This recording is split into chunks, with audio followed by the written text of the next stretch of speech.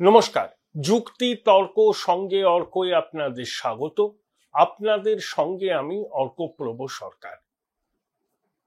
বাংলাদেশি অনুপ্রবেশকারী বাংলা ভাষা নিয়ে বিতর্কে এখন বাংলার রাজনীতি সরগরম।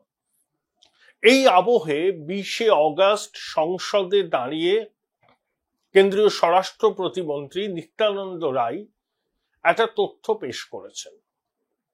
তিনি বলেছেন 2023 সালের 1 জানুয়ারি থেকে 2025 সালের 31শে জুলাই পর্যন্ত বাংলাদেশ থেকে প্রায় 4000 অনুপ্রবেশকারীকে সীমান্তরক্ষী বাহিনী গ্রেপ্তার করেছে বা আটক করেছে।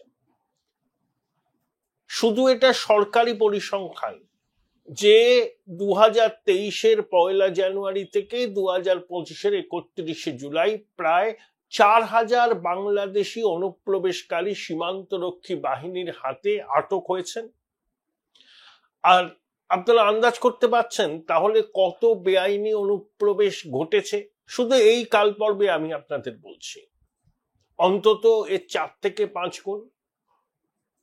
কেন আমি এই ফিগারটা বললাম? এটা আমার আন্দাজ বা অসমর্থিত সূত্র থেকে এটা কিন্তু বলা হচ্ছে। এক্স্যাক্টলি ফিগারটা কারোর কাছে নেই। ভারত বাংলাদেশের মধ্যে 4000 কিলোমিটারের উপর দীর্ঘ সীমান্ত আছে, আর পশ্চিমবঙ্গের সঙ্গে বাংলাদেশের সীমান্ত আছে 2200 কিলোমিটারের একটু বেশি। তার মধ্যে 569 কিলোমিটারে এখনো পর্যন্ত ফেন্সিং হয়নি, খোলা বর্ডার, উন্মুক্ত বর্ডার। তার মধ্যে 112 কিলোমিটারে কোনো রকম ভাবেই বেড়া দেওয়া সম্ভব নয়। তাহলে বাকি যে 456-57 কিলোমিটার পড়ে আছে সেখানে বেড়া দিতে হবে। ইতিমধ্যে 181 কিলোমিটার বেড়া দেওয়ার জন্য যে জমি প্রয়োজন, সেই জমি রাজ্য সরকারের অধিগ্রহণ করার কথা। সেই বাবদ যে অর্থ দরকার কেন্দ্রীয় সরকার দিয়ে দিয়েছে, কিন্তু এখনো পর্যন্ত সেই জমি কেন্দ্রীয় সরকার বা স্বরাষ্ট্র মন্ত্রকের হাতে আসেনি, তাই এখনো ফেন্সিং এর কাজ হয়নি। তাহলে 569 কিলোমিটার এখনো অরক্ষিত, তার মধ্যে 112 কিলোমিটারে কোনো রকম ফেন্সিং করা যাবে না। বাকি রইল 457 কিলোমিটার, তার মধ্যে 181 কিলোমিটার সীমান্তে বেড়া দেওয়ার জন্য যে জমি প্রয়োজন, সেই জমি অধিগ্রহণ করার জন্য যে অর্থের প্রয়োজন কেন্দ্রীয় সরকার সেটা রাজ্য সরকারকে দিয়েছে, কিন্তু এখনো রাজ্য সরকার সেই জমি অধিগ্রহণ করে সীমান্তরক্ষী বাহিনী বা কেন্দ্রীয় স্বরাষ্ট্র মন্ত্রকের হাতে তুলে দেয়নি। আর বাকি যে জায়গাটায় সীমানা সীমা ফেন্সিং দেওয়ার কথা তার সে সম্পর্কে কোনো তথ্যই নেই। তাহলে অনুপ্রবেশ তো আটকানো সম্ভব নয়।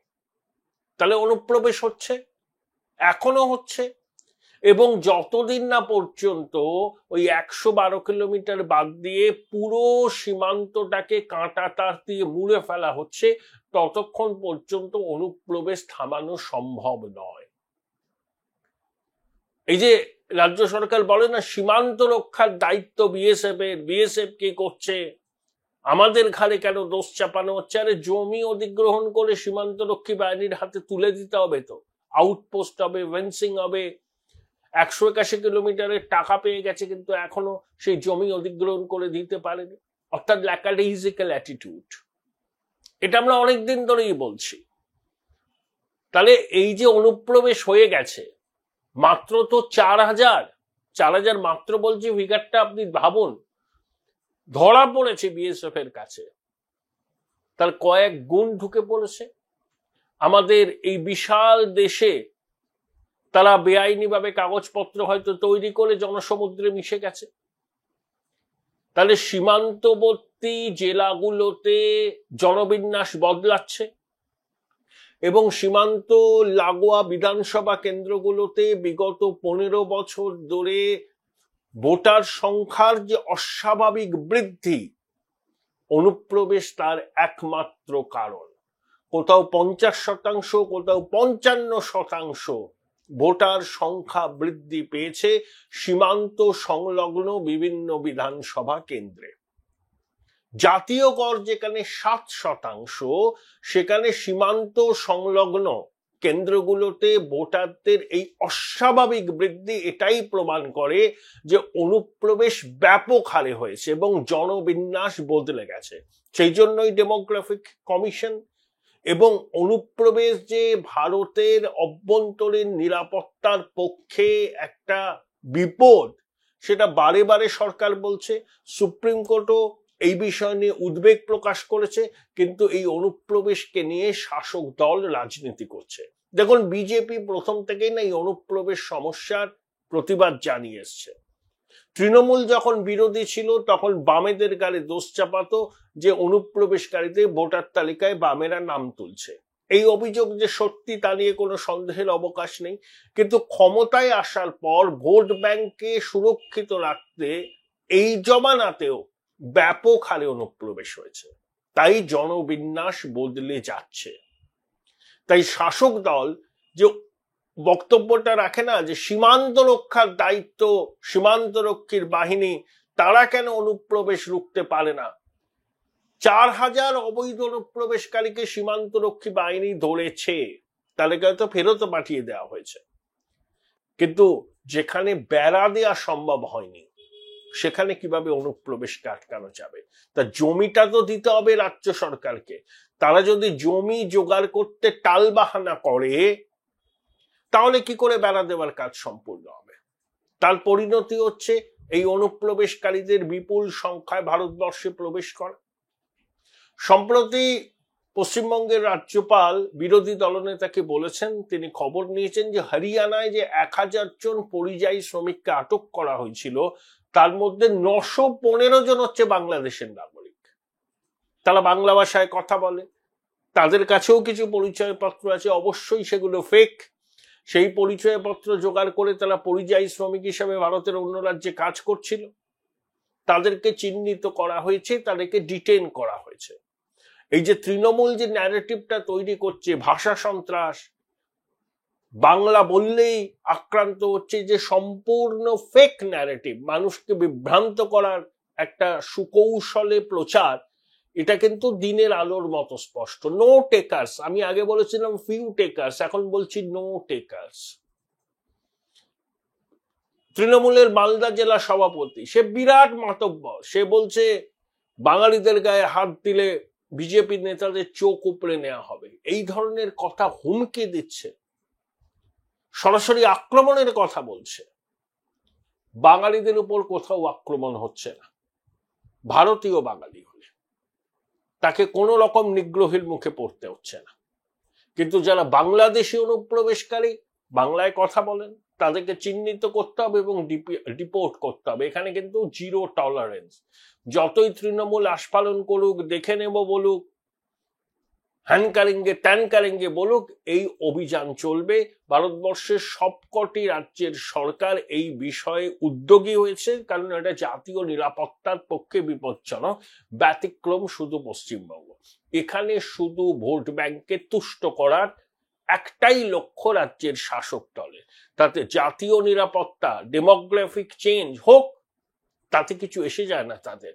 তারা ভোট কুড়নি দল, যে কোনো মূল্যে বঙ্গেশ্বরীর ভোট চাই, তার ভোট ব্যাংক যাতে অক্ষুণ্ণ থাকে, কারণ ওই ভোট ব্যাংকই তাকে ক্ষমতায় রেখেছে। ওই ভোট ব্যাংক ছাড়া তার সমর্থন কিন্তু তলানিতে। এখন ভোট ব্যাংকের একটা অংশ শাসক দলের এই মিথ্যাচারে যারপরনাই বিরক্ত। তাদের একটা অংশ বাম কংগ্রেস আইএসএফ এর দিকে ঝুঁকতে পারে, এটা বঙ্গেশ্বরী জানেন। জেনেই তিনি ওই শ্রমশ্রী প্রকল্পটা চালু করেছেন। বার্তা দিতে চাইছেন, দেখো আমি তোমাদের সঙ্গে আছি, আমি তোমাদের সঙ্গে আছি, তোমরা আমাদের সঙ্গে থাকো। বাম কংগ্রেস আইএসএফ ওরা হচ্ছে বিজেপির বি টিম সি টিম, ওদেরকে ভোট দিও না। এটাই তো 100টার মধ্যে 95-96টা ভোট আপনি আপনার বাক্সে ফেলতে চাইছেন, ওই আপনার ভোট ব্যাংক। কারণ আপনি জানেন সংখ্যাগরিষ্ঠ হিন্দুরা আপনাকে ভোট দেবে না, সামান্য কিছু দেবে ওই উপভোক্তা শ্রেণী। এখানে আমারও একটা যুক্তি আছে, এই যে বিজেপি 2 কোটি কত লাখ, 35 লাখ না কত ভোট পেয়েছিল, তার মধ্যে সব ভোটেই ধরুন আপনি 99% হিন্দু ভোট, হিন্দু মাতৃশক্তি ভোট দিয়েছে, তারা সরকারের সমস্ত প্রকল্পের সুবিধা পায়, কন্যাশ্রী পায়, লক্ষ্মীর ভান্ডার পায়, তাও 2,30,00,000 সনাতনী বিজেপিকে ভোট দিয়েছে। তাহলে কন্যাশ্রী লক্ষ্মীর ভান্ডার সর্বরোহর বিশল্যকরণই নয়। লক্ষ্মীর ভান্ডারের বরাদ্দ বাড়বে, এই ভোট অন অ্যাকাউন্ট বাজেট হবে, দেখবেন আমার ধারণা 500 টাকা করে দেয়া হবে, ঘোষণা করবেন মাননীয়া। কিন্তু এই বিষয়টা দেখেন না ডিসকাউন্টেড হয়ে গেছে, কারণ পশ্চিমবঙ্গের মানুষ জানে এরা লক্ষ্মীর ভান্ডারের টাকা বাড়াবে। বিজেপি যদি বিশ্বাসযোগ্যভাবে বলতে পারে যে আমরা অন্নপূর্ণা ভান্ডার আনবো এবং ক্ষমতায় আসলে প্রথম ক্যাবিনেট মিটিং এ এই অন্নপূর্ণা ভান্ডারের বিষয়টা চূড়ান্ত হবে এবং আমরা 3,000 টাকা করে দেব, সেটার একটা প্রভাব পড়বে। তাই লক্ষ্মীর ভান্ডার আর কন্যাশ্রী দিয়ে বারবার বাজিমাত করা যায় না। কিন্তু সবথেকে উদ্বেগের বিষয় কেন্দ্রীয় সরকারের পরিসংখ্যান, যে 3.5 বছরের একটু বেশি সময়ে প্রায় 4,000 অনুপ্রবেশকারী ধরা পড়েছে সীমান্তরক্ষী বাহিনী হাতে, আর কত যে অবৈধভাবে ঢুকে জনসমুদ্রে মিশে গেছে তার কোনো পরিসংখ্যান নেই। তাহলে কতটা উদ্বেগের বিষয় এটা জাতীয় নিরাপত্তা এবং সুরক্ষার প্রশ্নে, সেটা আমরা বুঝতেই পারছি। আর বাংলাদেশ কার্যত এখন ভারতের বিরুদ্ধে যুদ্ধ ঘোষণা করেছে। বাংলাদেশের বিদেশ মন্ত্রক একটা বিবৃতি দিয়েছে যে আওয়ামী লীগের অনেক নেতা নাকি এই দেশে আছেন, শেখ হাসিনা তো আছেন সবাই জানেন, ভারত সরকার তাকে আশ্রয় দিয়েছে। Join Indian Institute of Hotel Management now. Right choice, right decision. Awami League নাকি দিল্লি এবং কলকাতায় তাদের দপ্তর করেছে এবং সেখান থেকে তারা নাকি বাংলাদেশ বিরোধী কার্যক্রম চলছে। ভারত সরকারকে এই বিষয়ে হস্তক্ষেপ করতে অনুরোধ করেছে বাংলাদেশ বিদেশ মন্ত্রক, তা না হলে দুদেশের সম্পর্কের অবনতি হবে। ভারত সরকার বলেছে সম্পূর্ণ কাল্পনিক মন গড়া বিষয়। আচ্ছা, ব্রিটেনে বা আমেরিকায় যখন ইউনুস গিয়েছিলেন তখনও তিনি বিক্ষোভের মুখে পড়েছিলেন, সেখানে তো বলা হয়নি যে ওখানে আওয়ামী লীগের অ্যাক্টিভিটি বন্ধ করার জন্য ব্যবস্থা নেওয়া হোক, কারণ উগ্র ভারত বিরোধিতাই কিন্তু শুধু ইউনুসের সরকারের একমাত্র জীবন কাঠি। সর্বক্ষেত্রে ব্যর্থ আন্তর্জাতিক খ্যাতি সম্পন্ন বাটপারি ইউনুসের সরকার, জঙ্গি জেহাদিদের সরকার। যখন দেশের মানুষ ক্ষুব্ধ হচ্ছে, জিনিসপত্রের অগ্নিমূল্য, আইন শৃঙ্খলা পরিস্থিতি ভেঙে পড়েছে, চাঁদাবাজি মববাজি নিত্যদিনের ঘটনা, মহিলাদের সুরক্ষা নেই, তখন একটা মিথ্যা কথা বলছে অন্তর্বর্তী সরকার যে আওয়ামী লীগের দপ্তর নাকি কলকাতা এবং দিল্লিতে আছে। ভারত সরকার বলেছে যে ভারতের মাটি থেকে অন্য রাষ্ট্রের রাজনৈতিক কার্যকলাপ ভারত সরকার কখনোই সমর্থন করে না এবং কখনোই তাতে উৎসাহ দেয় না, সর্বৈব মিথ্যে। এবং একই সঙ্গে নির্বাচনকে তাড়াতাড়ি করতে হবে এবং অন্তর্ভুক্তিমূলক নির্বাচন করতে হবে, নইলে সেই নির্বাচন, এটা ভারত সরকার বিবৃতি দেয়নি, বলেছে যে অন্তর্ভুক্তিমূলক নির্বাচনের ব্যাপারে বিবৃতি দিয়েছে যে অন্তর্ভুক্তিমূলক নির্বাচন না হলে ভারত সরকার যে বাংলাদেশের সঙ্গে সম্পর্ক স্বাভাবিক করবে না, এটা কিন্তু উচ্চ আছে বার্তাটা, এই বার্তাটা উচ্চ। আর ইউনুস তো আওয়ামী লীগকে নিষিদ্ধ করেছে, তার কার্যক্রম নিষিদ্ধ করেছে, নির্বাচন কমিশন তার নিবন্ধন বাতিল করেছে, আবার তিস্তা মহাপ্রকল্পের কাজ চীনকে দিতে চাইছে ইউনুস সরকার। চীনের সঙ্গে আমাদের সম্পর্ক এখন যথেষ্ট ভালো, সরাসরি বিমান চলাচল শুরু হবে, ড্রাগন আর হাতি একসঙ্গে নাচবে, চাইনিজ ন্যাশনালদের ট্যুরিস্ট ভিসা দেওয়া হচ্ছে, কৈলাস মানস সরোবর যাত্রা শুরু হচ্ছে, ব্যবসা বাণিজ্য বাড়বে, সীমান্তের পরিস্থিতি অনেক শান্ত। চীনের বিদেশ মন্ত্রী ওয়াং হি এসে অজিত দোভাল, জয়শঙ্কর এবং প্রধানমন্ত্রীর সঙ্গে দেখা করেছেন। আমরা চীন আমাদের প্রতিবেশী, চীন রাশিয়া ভারত একটা অক্ষ তৈরি হচ্ছে। এস জয়শঙ্কর মস্কো গেছেন, সার্গেই লাভরভের সঙ্গে তার বৈঠক। অগস্ট মাসের শেষে চীনে যাচ্ছেন নরেন্দ্র মোদী, সেখানে রুশ প্রেসিডেন্টেরও আসার কথা। তাহলে শি জিনপিং, নরেন্দ্র মোদী এবং ভ্লাদিমির পুতিনের মধ্যে একটা বৈঠক হওয়ার সম্ভাবনা উজ্জ্বল হচ্ছে। চীন ভারত পরস্পরের প্রতিবেশী, আমাদের সম্পর্কের টানাপোড়েন আছে। চীন যে বৃহৎ শক্তি এ নিয়ে তো আমাদের মনে কোনো সন্দেহ নেই। আবার ভারতের যে অ্যাসপিরেশন আছে সেটাকে চীন চ্যালেঞ্জ বলে মনে করে, এটাও ঠিক। But we cannot change our neighbour, আমরা তো প্রতিবেশীকে বদল করতে পারবো না। তাই আমরা চাই চীনের সঙ্গে সুসম্পর্ক। কিন্তু আমাদের সব থেকে বেশি কি বলবো আর কি উদ্বেগ বাড়াচ্ছে বাংলাদেশ। সেখানে পাকিস্তানের গোয়েন্দা বাহিনীর দাপাদাপি, জঙ্গি নেতারা ঘুরে বেড়াচ্ছে, উত্তর পূর্বকে অশান্ত করার হুমকি দিচ্ছে, বাংলাদেশের মাটি থেকে আইএসআই ছক কষছে, সেখানে রোহিঙ্গা শিবিরে রোহিঙ্গাদের নিয়ে আইএসআই ট্রেনিং ক্যাম্প চালু করছে যাতে আত্মঘাতী বিস্ফোরণ ঘটানো যায়। আর এটা সব থেকে উদ্বেগের বিষয়, অরক্ষিত সীমান্ত শুধু পশ্চিমবঙ্গের সঙ্গেই 569 কিলোমিটার। সবাইকে এটা ভাবতে হবে। যারা না ওই বিএসএফ এর ঘাড়ে দোষ চাপিয়ে নিজেরা হাত ধুয়ে ফেলতে চাইছেন, তাদেরও দায়িত্ব অনুপ্রবেশকে বন্ধ করা, কিন্তু তারা সেটা করবার ব্যাপারে সদর্থক পদক্ষেপ নিতে চাইছেন না। কেন চাইছেন না? সেটা হচ্ছে তাদের ভোট ব্যাংক রাজনীতির স্বার্থে। স্বরাষ্ট্র মন্ত্রকের প্রতিমন্ত্রীর যে জবাব অমিত শাহের মন্ত্রক, তাতে কিন্তু আমাদের চিন্তা বাড়িয়েছে, উদ্বেগ বাড়িয়েছে। পাওয়ার স্টেট বি এট নবান্ন বিষয়টাকে কিভাবে দেখবেন সেটা তাদের ব্যাপার। তাদের খুব একটা হেলদোল হবে বলে তো মনে হয় না, কিন্তু সাধারণ পশ্চিমবঙ্গের মানুষ, ভারতবাসীর কিন্তু উদ্বেগ বাড়ছে।